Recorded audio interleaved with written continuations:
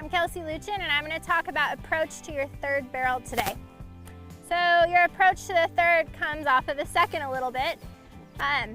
So when I turn my second, unlike my first, I'm not going to overturn it. So I'm going to go here to the back side, and when I leave that barrel, I want to be headed in the right direction to the third. I don't want to be stepped into the left. I don't want to be headed right for it. I want to finish the second barrel so that I am exactly where I need to be going to the third. So that's not over finishing it. So we don't over finish our second. So then we're going into my third barrel here.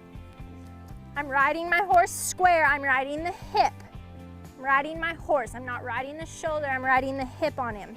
So I'm gonna get to about right here. I'm gonna ask for nose and get that hip up under him and go to the back side and finish it square.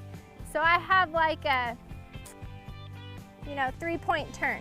So I'm gonna go to about right here where the horse's, head's kind of lined up with the barrel. Like I said, I'm gonna ask for that hip, and I'm gonna go to about right here, which is the back side, and I'm gonna ask that horse to pivot off that hind leg.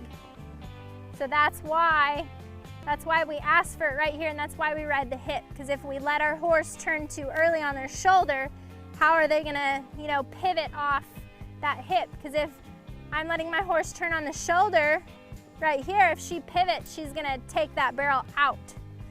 So when I'm going up in there, we're gonna sit down and ride the hip. I'm gonna ride the hip to here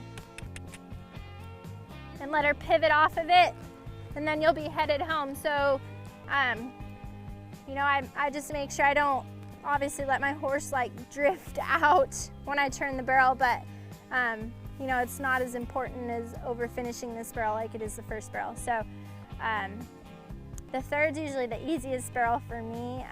I think the second barrel is probably the trickiest, and